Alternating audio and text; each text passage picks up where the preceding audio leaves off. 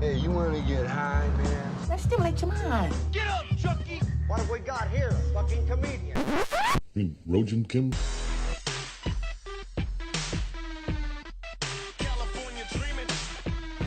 Hello, and welcome to the Rogin Kimcast. It's me, Rogin Kim. Thank you for joining me. It's March. It's the 10th of March, at least for me, right now, in this moment in time.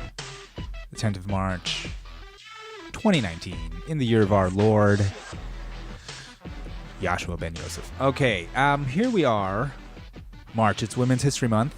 Hooray! Thank you, women, for everything you've done for us, all of humanity, including give birth to it and raise it and basically be downtrodden and enslaved and not really allowed to read until about 100 years ago. So you know what? Here's March. Take March. Take it. It's yours. All right. That's for you, ladies. And don't say men didn't give you anything because, you know, we all got together and we doled out the months and you got March. So congratulations. If I were a woman, I would be pretty upset. I mean, it's actually amazing. You know, it speaks to the kindness of women that there hasn't been some kind of genocide of men already, you know, that they haven't risen up and just poisoned all of us. Why not just murder all of us? Murder all the men. Just kill them all. Get rid of them all. Why not? Right? Let's just but I guess it's, you know, kind of built into the human condition. A mother can't kill her sons and stuff, you know, or her loved ones, the people she loves. I guess that's, I mean, you don't have to be a mother to understand why you can't kill your loved ones, but maybe there's something to the fact that they're, you know, I'm not, you know, it's not breaking news that a mother's love is supposed to be everything, right? La toda madre, that's a phrase in Mexican Spanish, just about the totality, la toda, like everything, mother, right? Everything is a mother, like the love of your mother. And then, of course, un desmadre, which is the absence of the mother, the darkness, the pain, the demon, the devil, the psychopath that could be created when you don't have a mother in your life. Like me, I didn't have a mother. Hey, on the other hand, if you have a fucking psycho mom, I don't know if you're better off no mom or psycho mom, right? That's the thing.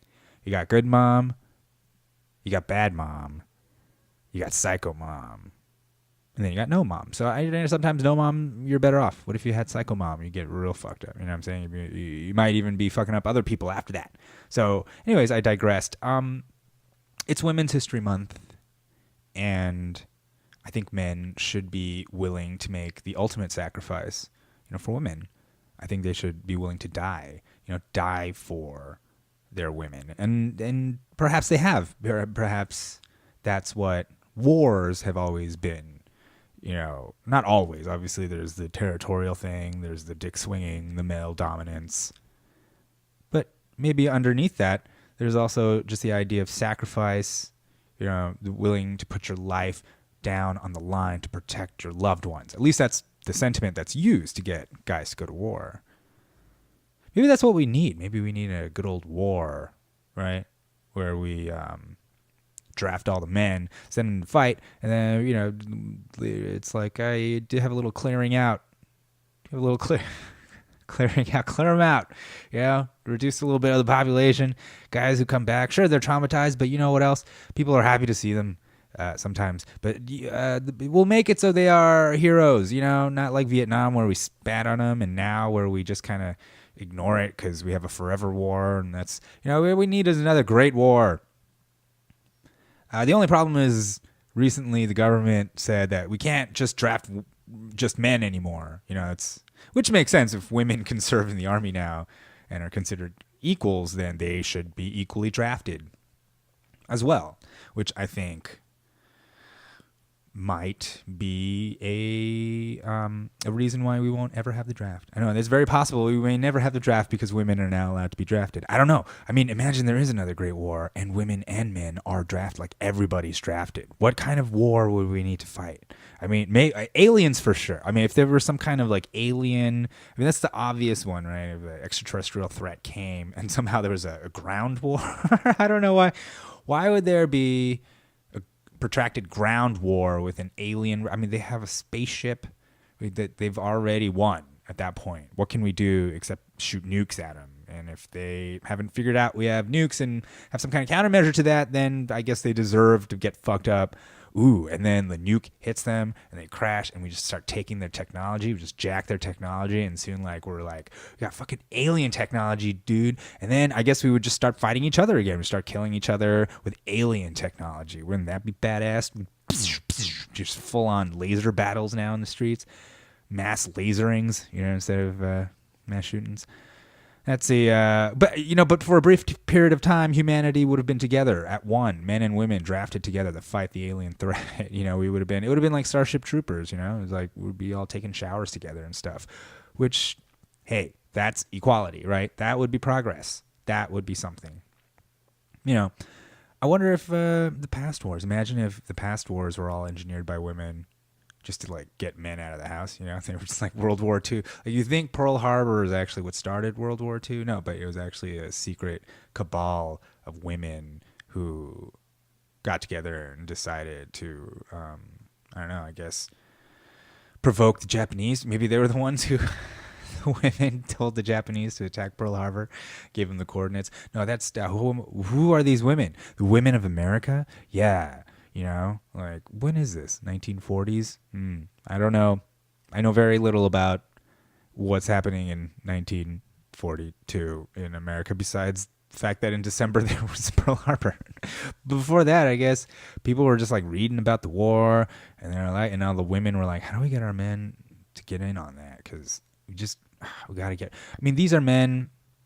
It's sort of like post-depression, but still depression. I mean, it's still depression-y, and it's post-prohibition. You know what I mean? They just ended oh, yeah, so there's fucking dudes that just drinking. Well, did they end prohibition? Okay, now this is a case of being dumb and not knowing anymore what I'm talking about. It's got to have been rough, because, look, I know for sure 1919 was suffrage. Women got the right to vote in 1919. Great. 100 years ago. All right. 1929, 10 years later, is a giant stock market crash. Just crashes. Coincidence? No. Oh, no. I mean, yes. I mean, I don't know. I have no idea. I mean, there might be some people who are pointing to, look what happened. 10 years later, the whole economy crashes. Do you think that's... All right. Then you got, then you got your 29. You got your prohibition happens. I don't know when. When is that? 30s?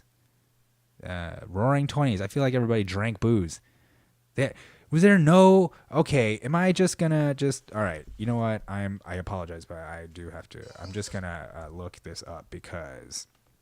It's ridiculous. When the fuck did we actually... We had prohibition and the Great Depression at the same time. It was 1920. All right, so in 1920, a year... Holy shit. All right, so a year after women get the right to vote, there's prohibition. All right, so the first thing they do is fucking... Well, did they do it? I mean, yes, they did. Okay, well, here's the thing. I saw the Prohibition documentary, but it totally escaped me. It was 1920. All right, so 100 years ago, women get the right to vote. 1 year later, they fucking voted in to ban alcohol. Now, isn't that just like women? Isn't that just like... But isn't it? I don't know. And because of prohibition, what did we get? I guess we got some of the greatest, we got jazz came out of that. We got the mob. We got some great American culture coming out of prohibition. But we got a lot of death. We got a lot of unnecessary destruction. People dying of poisoning, alcohol poisoning. People just, dying left and right. So then 1929, you have the Great Depression, right? You got the stock market crashing. People are on the streets, jobless, just shit, right? 1933, they finally repeal Prohibition, also because of women.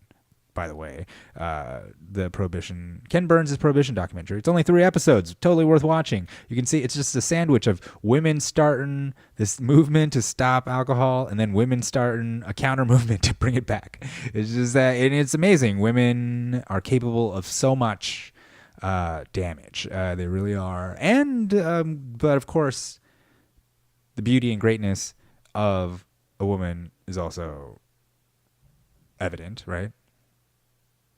Un desmadre, la toda madre, right? Remember that? You guys see Blood In, Blood Out? La toda madre, un desmadre. It's a great movie. Anyways, so that's crazy. All right, so 1933, they're like, let's start drinking again. It's depression. We're depressed. Oh, God. 9 years later, the attack on Pearl Harbor. So for 9 years, you motherfucking guys drinking, jobless, doing what, right? Just fucking drinking. So liquor's legal. There's no more mob, you know? There's no more like, there's no more crime element to it. So you could just buy booze. No one has any jobs. It's the Great Depression. People are starving, drinking. Women are just like, we got to get these motherfuckers out of here. We got to get them out.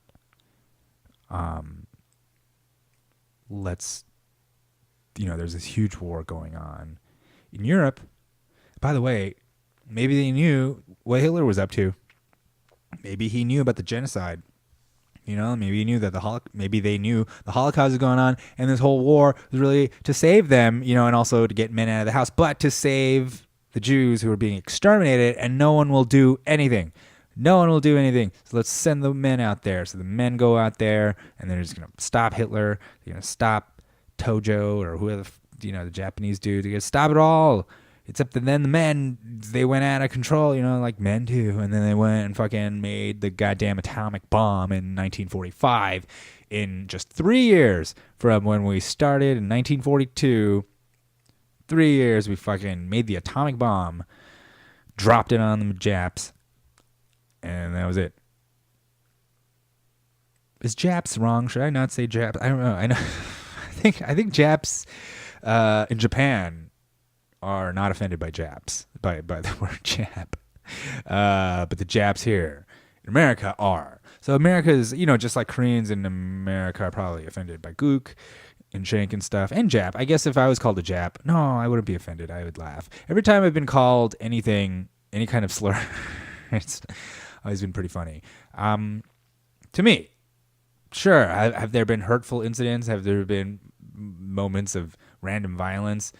Yeah, but not like in a Jussie Smollett way, like more, just winging shit at me, yelling gook or chink, but things, I just feel like if you hold that stuff, what are you gonna do? Are you gonna hold all the bad things that ever happened? It's like remembering every time you ever stub your toe or, fucking cut yourself shaving or whatever.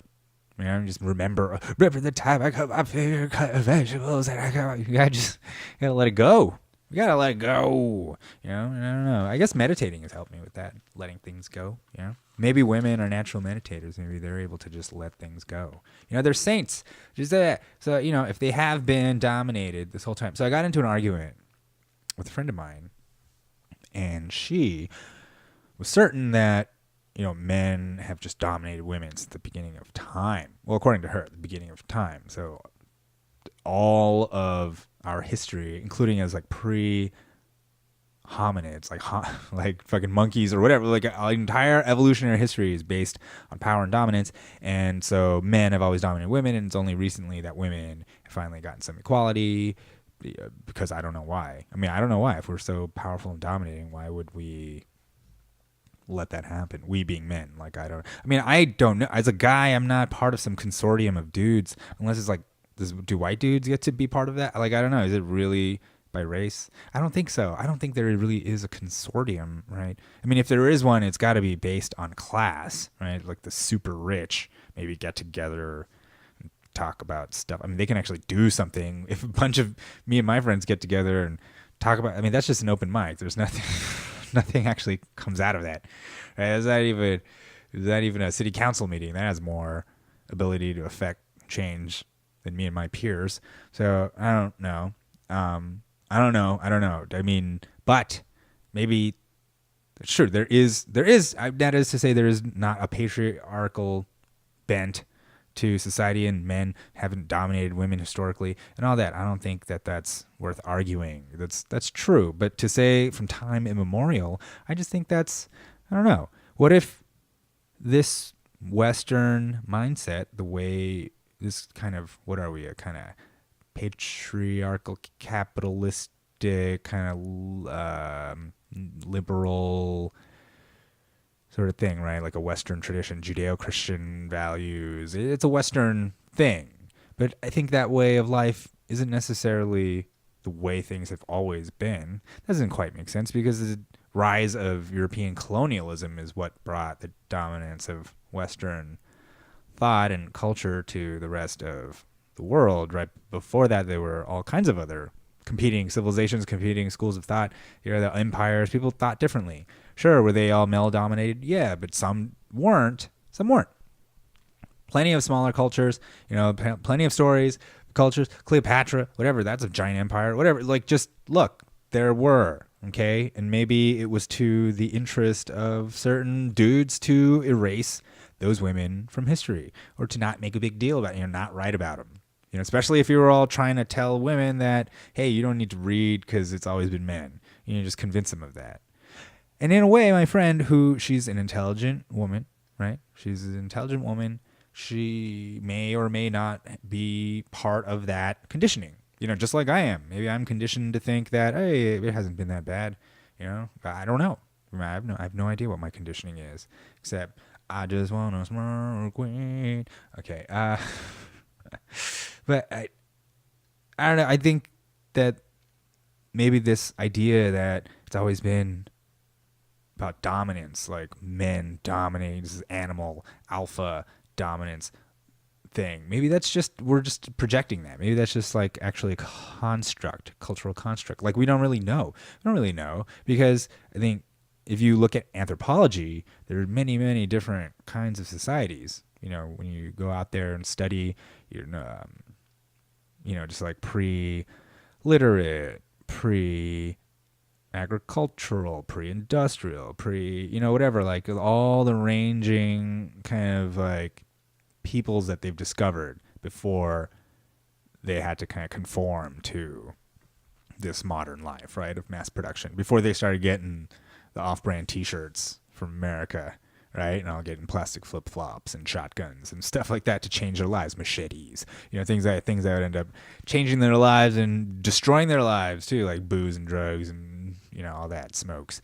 Like all the stuff that we bring, we being us, I don't know, what are we? We are like the post-industrial consumer class, right? The sort of wealthy nations, I guess they call them, right? The guys Americans, we consume.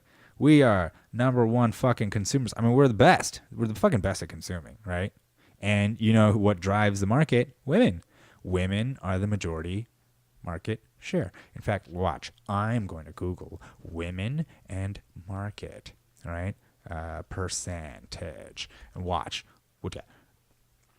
It says, what is the average size of a Canadian woman? That's the first what's the average dress size of a woman? Is size 12 plus size? In the fashion industry, plus size is a term for models who are size 8 and up. This is according to cosmopolitan.com. In fact, not long ago, plus size models were around size 10 to 12, but that number recently shrunk to an 8. Wow, that's interesting, because I thought sizes were getting bigger because everybody's getting fatter. But I guess for women, the women are like Asians, where whenever there's like a boundary or some kind of condition, they like push for the even more. You know, it was like, oh yeah, 10. How about 8? Like, we're gonna fucking make it harder, right? Like, what? Oh, you got 100 on your score. What's extra credit? You know, that's anybody with me? All right. Why? Jesus Christ! How long does it? Okay, here we go. Harvard Business Review. Okay, that sounds legitimate, right? Female economy. Okay, women now drive the world economy. Boom. Enough said. I'm done. That was the first line of the article. You don't need to. You can look it up yourself. HBR.org. Okay, female economy. All right, they now drive the world economy. It says. I don't need. You can read the facts yourself. All right. I'm just saying. I'm just talking like big picture here. Right. So women overall drive the economy, and we have this consumer culture, right? And it's filled us with emptiness and despair, meaningless drivel. I mean, what the fuck are we talking about? What is it that's so important about? What are we watching? Do you know that the world's on fire? Part of it's on fire, the other part's drowning. Maybe it'll all even out. I don't know. But on the other, let's watch The Bachelor. I don't know who's fucking who. Like, why did she cheat on her? What? Whose car is that? And is there any food left? There's no food left in the world. What do we do about? Anybody know why there's bugs, just giant bugs everywhere? There's an asteroid coming and an earthquake. Does anybody know what to do about this? How much money can we spend to stop the asteroid? Is there any way we can bribe the Can we give the asteroid money? Can the asteroid be bought off? Can the Russians sort of launch a campaign, a bot to get the asteroid to not hit us? Because once the asteroid hits us, we're gonna tweet about it? What are we gonna do? I mean, there might not be electricity. What are we gonna do then? I don't know. There's no water in LA. I mean, you know, I think I have to just think of ways of ending it for me and my loved one, or eat them.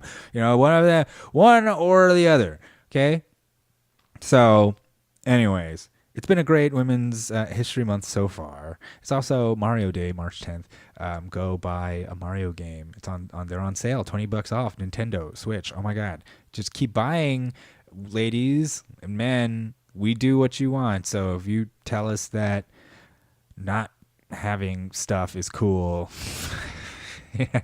creating some kind of value system, creating a new system of values for a society that allows it to be sustainable and perhaps deal with things like mental health and the issues encroaching us with all this rampant commercialism, the emptiness, the spiritual vacuum left by the absence of religion in our daily lives, art, any kind of ceremony, anything. You know, you got any suggestions? Feel free, right? Just let her rip. That's what I say. I think maybe we're coming to that. Hopefully. You know, women, you are driving the world economy. You could be driving this all either into the goddamn ground, you know, or you could be flying us sky high. It's up to you. It's up to you, ladies. Take the reins. Just get us out of here. Do whatever you need to do to save it. Save the whole thing. Take it. That's what we should be saying. We should be saying to them, help us fix this. You know, that's that's probably familiar to a lot of women out there, you know, with men. After their attempt to fix the plumbing or fix the fucking wall or whatever the fuck they're doing and fucking it up, that moment where they finally are just like, she's right. They turn to you and you go, okay, I need your help. All right? I'm going to need your help on this. And you do. And you do end up helping. You know, God bless you. God bless you. The fair sex. All right? Whoever you may be. This is not a gender. If you think you're a woman, great. Happy Women's History Day to you.